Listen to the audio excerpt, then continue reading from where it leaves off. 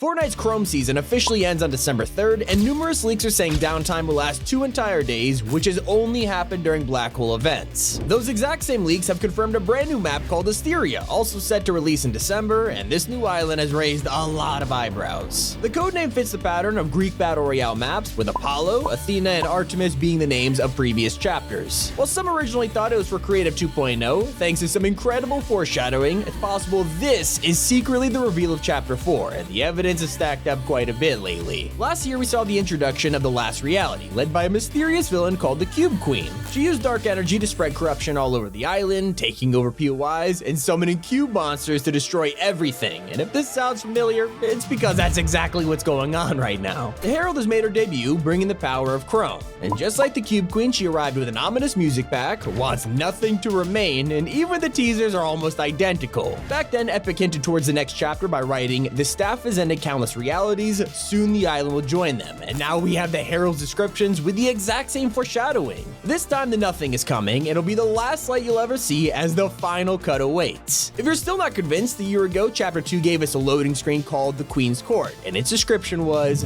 "Nothing shall remain." This villain called the Nothing has appeared in every single chapter and event. We saw it during the Black Hole, the Island Flip, and now the Chrome season. So what is the Nothing? At first, everyone assumed it was just a name for the destruction of reality, until a few weeks ago when something happened that changed what we knew. One of the Season 4 characters named Bites was called upon by a mysterious voice, asking him to do tasks in order to become a warrior. Well, this also seems familiar. It's because the same thing happened in Chapter 2 Season 6. Remember Raz, who found a shard of the cube, became corrupted, and eventually turned to Chrome? Well, according to the voice in the TV, Bites is the first of generations to survive this journey. As the quests continue, he slowly loses his identity and feels all control over his body slip away. He's proved himself worthy to the cause, and the voice finally reveals itself as the Nothing, but more importantly, it knights him as a warrior of the Last Reality. It's looking like Bites and the Herald are going to achieve what Raz and the Cube Queen never could. We prevented them from unleashing their full force in Chapter 2, but this time, there is no Seven or IO to help us. We've seen how Chrome is taking over the map, destroying POIs, and consuming everything in its path. There is no way to stop it, so the first solution, which is kinda temporary, is to avoid it. No Sweat Insurance has stepped in and saved any buildings that have a policy with them, which has resulted in places like the Lighthouse and Stick's restaurant being taken into the sky. Hot air balloons are keeping them suspended in the air, making it so the Chrome can't reach them.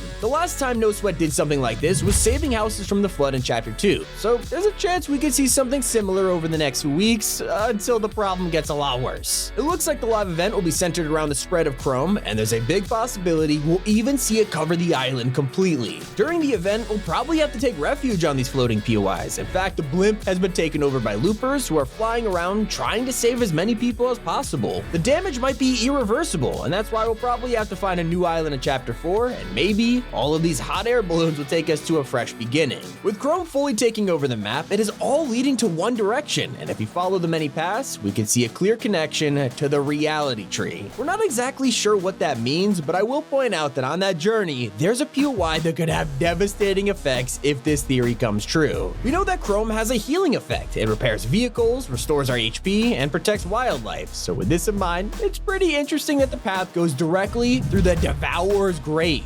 I'm not sure what kind of power Chrome has on skeletons, but if it's able to resurrect things, this is probably worth keeping an eye on. And let me tell you, the live event will be 10 times scarier if there's a zombie cat is running around. So with that in mind, it's looking pretty rough for the island. 7 are missing, the IO are dead, and there's practically no one left. So how can the Nothing be stopped? The Paradigm is currently working with Jones on a way to defeat the Last Reality for good. She made an impressive escape during the trailer, rushing back to her homeworld through the Zero Point. We talked about how her reality has a good relationship with technology, and if anyone is going to come up with a plan, it's the Paradigm. But there's still some characters that we can't afford to ignore. The Foundation was one of the first members to go missing last season, with his helmet being found near the statue. This is really important because while everyone else in the group also disappeared, this case is completely different. The Imagine was killed during Zero War, while Scientist, Visitor, and Origin were consumed by the Chrome. Even though the Foundation is the most important member of the 7, he vanished without a trace, and that caused a lot of suspicion. He was last seen at the statue, and if you look at this POI right now, it has clearly been taken over except for one part. The famous bunker door that's been sealed shut for a year remains untouched. Everything else is covered besides this, leading us to believe Chrome can't get in, and if so, who's hiding in here? Could it be the Foundation? Looking on the opposite side of the spectrum, we have his arch nemesis Geno. He was torn apart by the Zero Point in the comics, with every atom of his body scattered across the multiverse. While anyone else would have died from this, the last page shows Geno rebuilding himself piece by piece. He's clearly gonna make a reappearance in Chapter 4, but it's possible he could actually arrive sooner. If we're gonna save the island, this wouldn't be the most surprising way to do it. Aside from a new map and the end of the Fortnite storyline, there hasn't been much info about what we'll see in Chapter 4 until now. Posts have been appearing on social media that showcase Creative 2.0 and what it'll look like. Tim Sweeney confirmed it'll be available this year, and now that images are making their way onto the internet, I think we could see this as soon as December. And even though Creative 2.0 is promising, there's still a ton of stuff that BR is waiting for, like first-person mode. This has been in development for years, and recently Epic has been working on it non-stop. With the launch of a new chapter, they like to switch up the gameplay, and there's definitely a pattern here. In the past, it has been movement changes like swimming and sliding, or revolutionary gameplay changes like no builds and mantling. For Chapter 4, I definitely see first-person making its debut. It's already in Save the World, we've seen it in live events, and you can even access it in replay mode, so it's gotta be close to finished. We were also waiting for the arrival of the leaked motorbike and skateboarding feature that had animations in the files, but just never released. I mean, can you imagine how cool it'd be to ride around the island on a dirt bike? And so don't even get me started on the Saddler. This thing has been in the files for way too long, and we all forgot about it until it was updated with an image showing some sort of grapple gun. Alongside it, we got fresh leaks of an upcoming flying animal, and that is supposed to come out this season. If it doesn't make an appearance in the coming weeks, we are definitely gonna see it in Chapter 4.